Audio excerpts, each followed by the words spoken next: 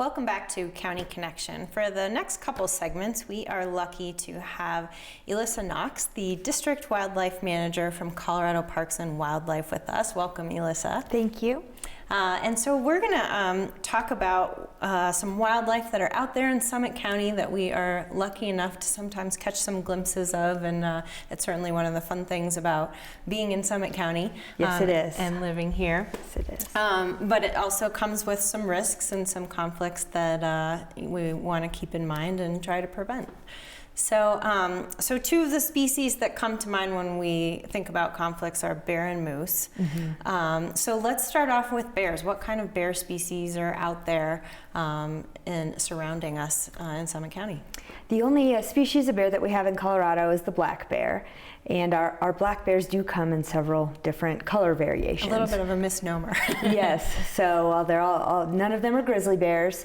They may come in, you may see chocolate, cinnamon, even blonde bears out there. Okay. They're all still black bear species. All right. And so what would you say are some physical or behavioral traits that are especially noteworthy for those of us who live around bears?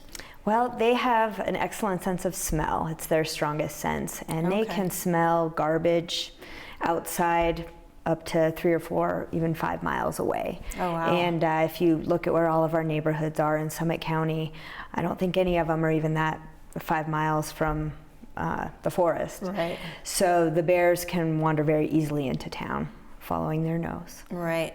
And then, so what if garbage isn't on the menu? What are they eating out there in the forest? They earlier in the spring, they'll eat a lot of grasses, and they'll dig into old rotted logs.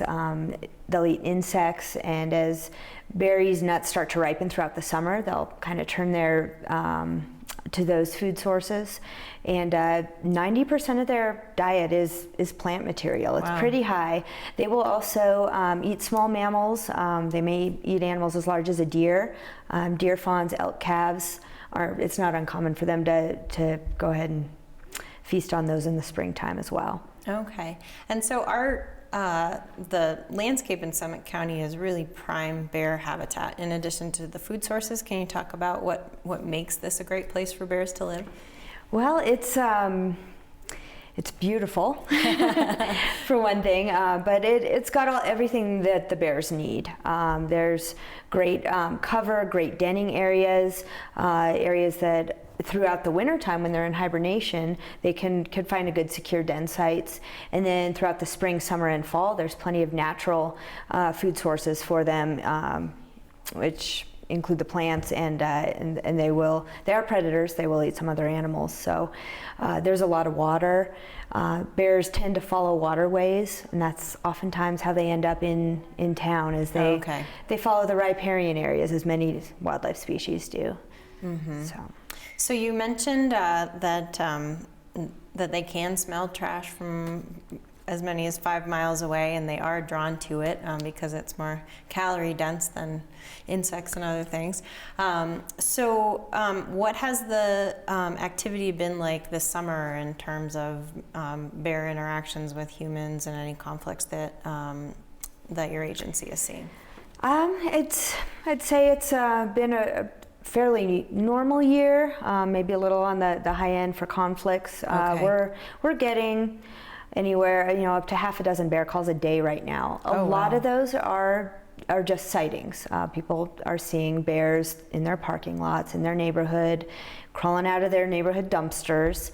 And so we're constantly talking to HOAs, to landowners, putting up signs, trying to distribute information, especially with the large tourism component that we have in Summit County. It's every week we're re-educating a lot of the visitors. As far as just closing the lids on the dumpsters and not putting trash outside overnight. Those are the two biggest issues.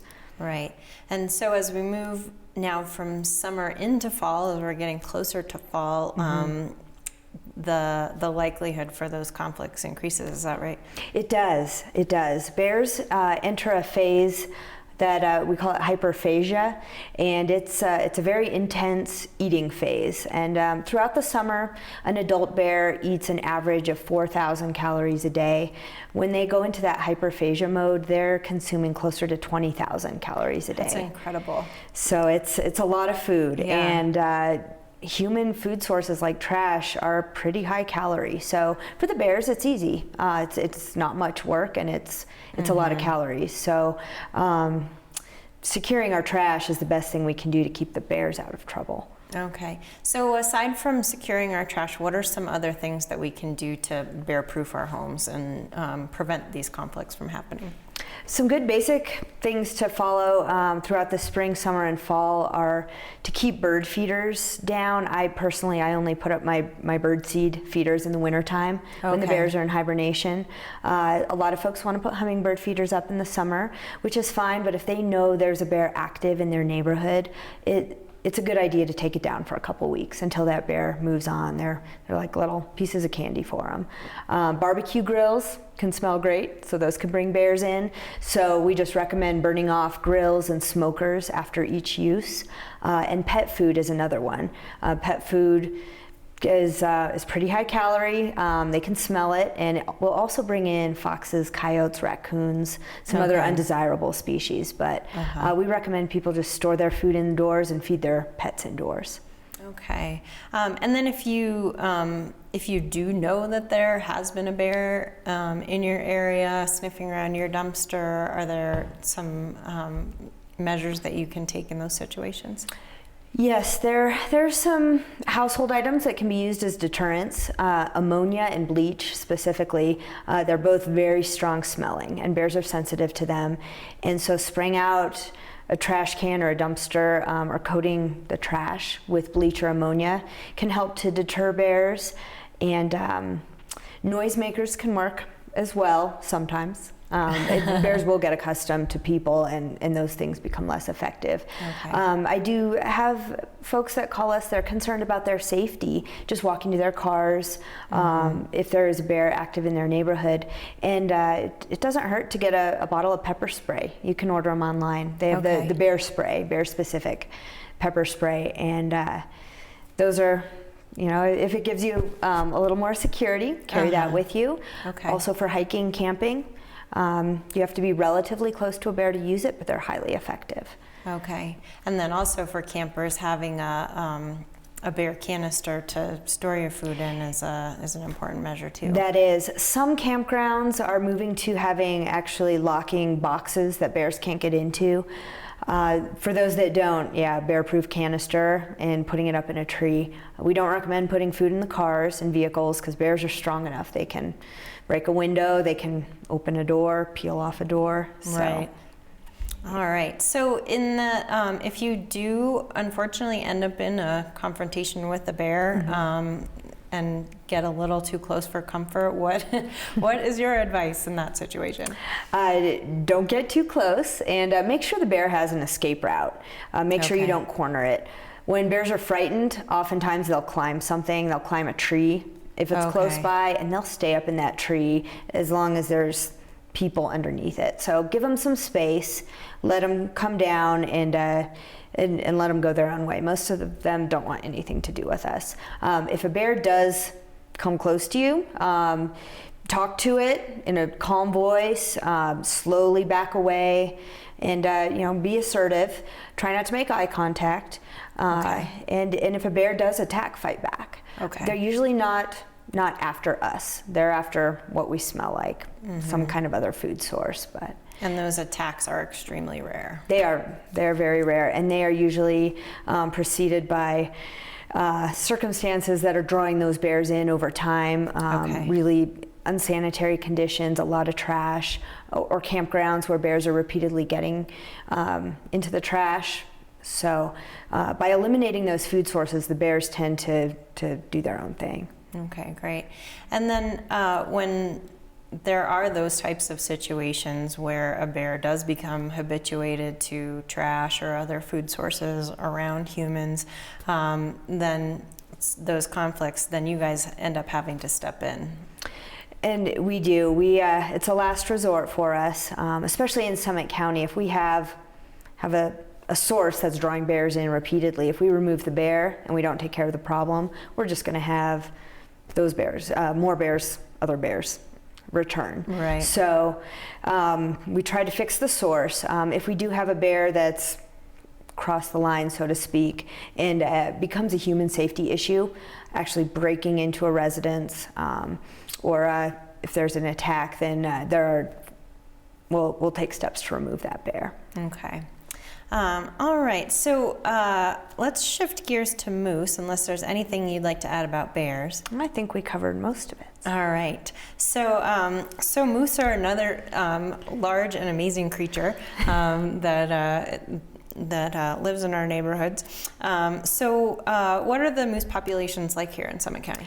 I would say, based on my observation and experience, that the population is doing very well. It seems to be growing, and we're seeing a lot of twins being born, and that's a sign of a healthy, growing population. Okay. And we are seeing more moose every year in Summit County, and we're seeing them all seasons. It's not just one time during the year. We see them winter, spring, summer, and fall. Okay, and what are the different types of habitats that we're likely to see moose hanging out in? The most common habitat is going to be areas along the rivers, good riparian habitat where there's a lot of willow. That's their primary food source, but you can find them up in the timber, all the way up to timberline. I've seen them walking through the sagebrush. Oh, wow. So they can live in that whole range of habitats. But Summit County has a lot of rivers, a lot of streams, a lot of riparian habitat, beaver ponds, and so we have a lot of great moose habitat. Okay, and then so what are some of the behaviors and characteristics that we should be aware of as it relates to interactions that we might have with moose or our pets, maybe? Yeah, moose they're unique. They're not like deer and elk. They're really not afraid of people at all. They have no fear of humans, and they tend to ignore us most of the time and do their own thing. It's really hard to scare a moose away. If you try to scare it away, oftentimes you end up making it angry.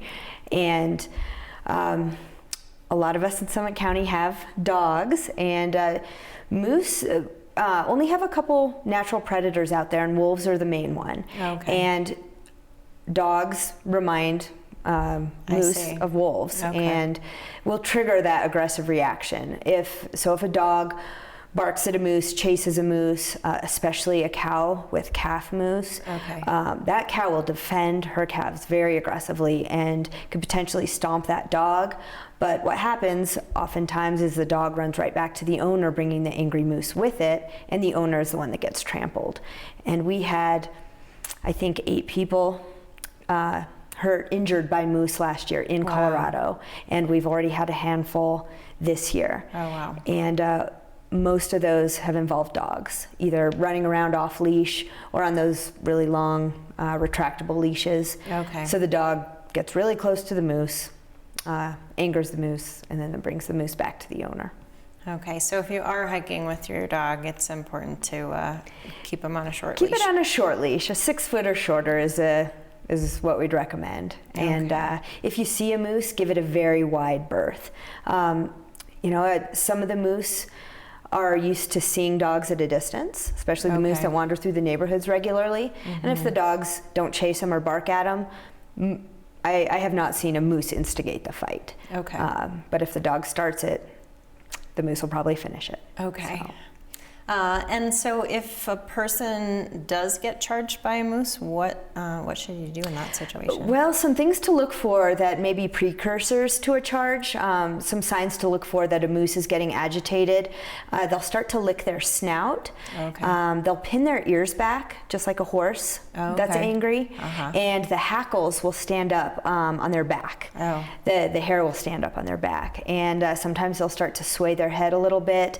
And if a moose starts to approach you, even if it's just walking slowly towards you, that could be an angry moose. So you want to get out of its way. All right. And if it comes towards you, get behind something really large, like a tree, a big rock, a vehicle, or climb something. Luckily, moose can't climb. Okay. Bears can, but moose can't. All so right. we're lucky they can't climb things. But generally, get out of its way and keep your distance. All right. There's a big misconception that they're very calm and docile because Until they're not not. afraid of us. Mm. But they are probably the most dangerous animal we have in Colorado. Wow.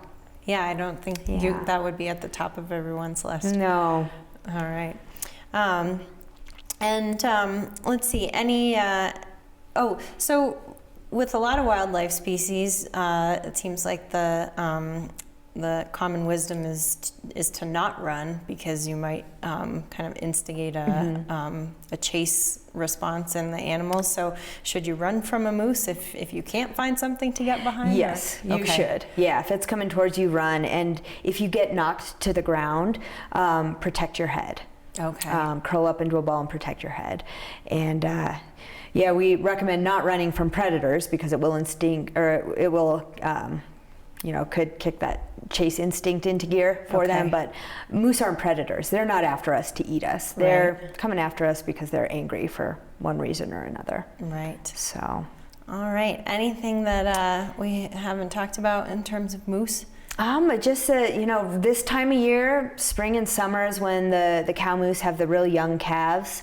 So keep a good distance from them. And then starting September, October is when the mating season starts, the rut for the bulls. And the bulls tend to get extra aggressive in the fall just because they have a lot of testosterone. So All that testosterone. a good idea to keep your distance from a moose any time of the year. All right. So. All right. Sounds good. Well, we are going to take a quick break, and when we come back, we're going to talk with Elissa about mountain goats. All right.